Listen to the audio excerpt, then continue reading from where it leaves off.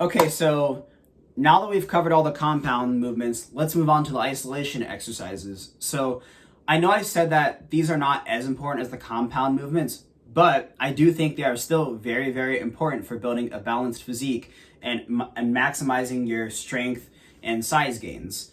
I recommend all these except for the last one to every person I train. I recommend the last exercise to more intermediate and advanced lifters, but I do think that all these exercises have a place in a program.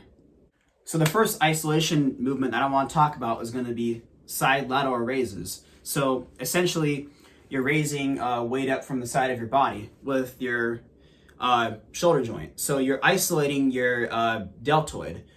You're primarily going to be working like your medial deltoid range, right? Like you're going to be working that area of your deltoid. It's good for building the deep cuts and striations in your deltoids. And my personal favorite variation of this, well, there's all kinds of good variations. You could do a standing dumbbell. You could do a seated dumbbell.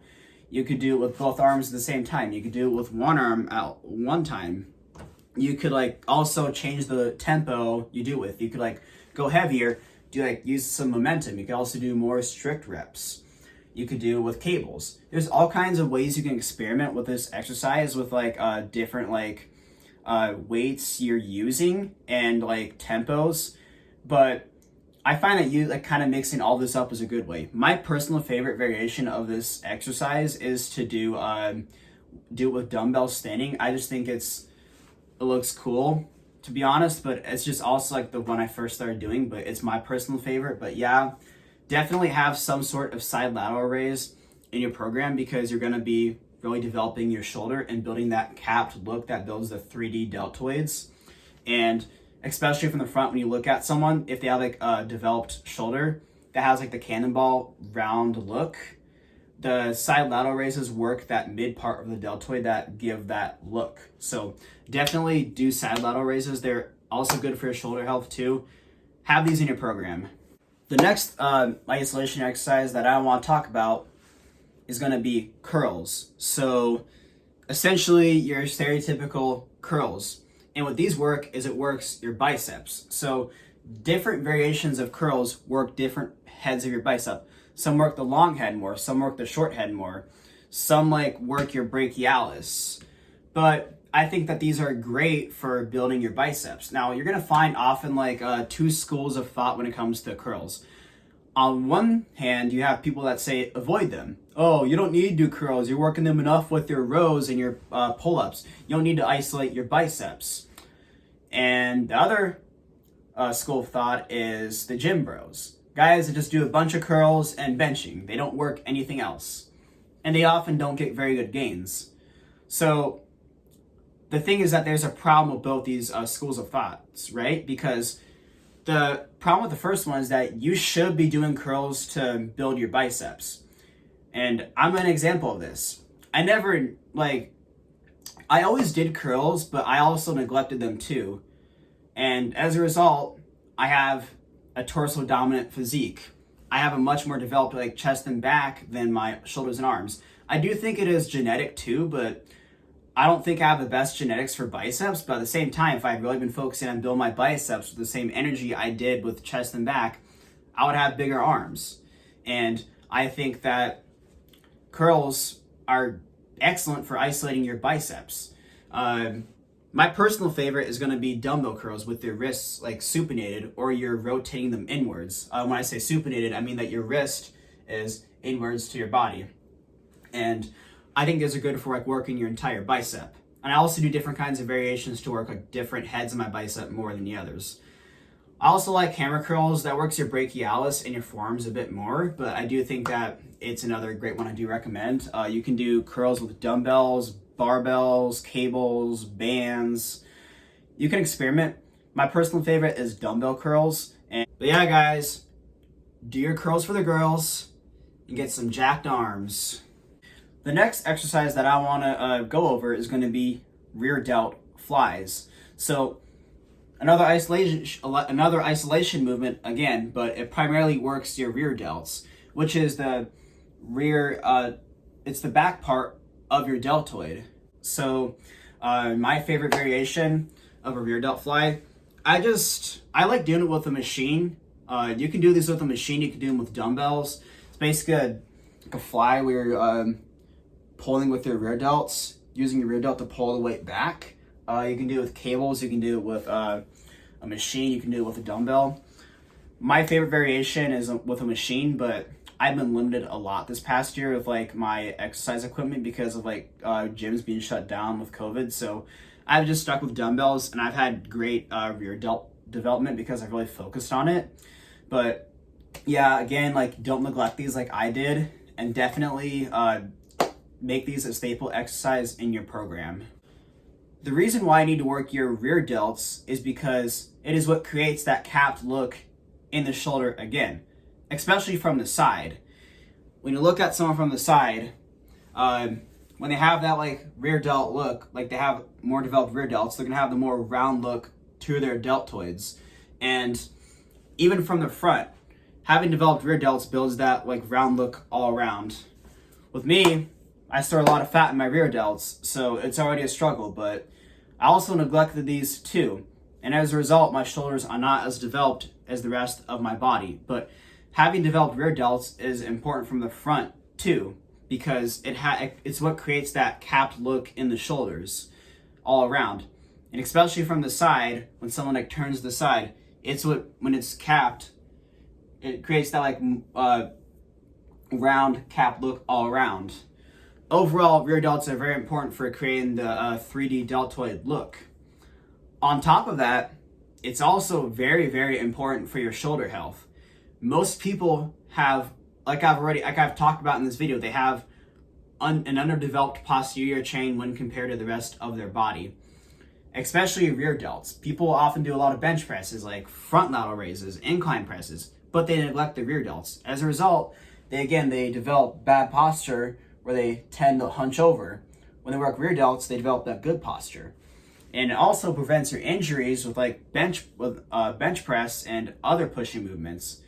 And your rear delts will often have great carryover strength to that. So rear delts are very important. You might think I might not be able to see them. Really, you can. You can see them all like at different angles.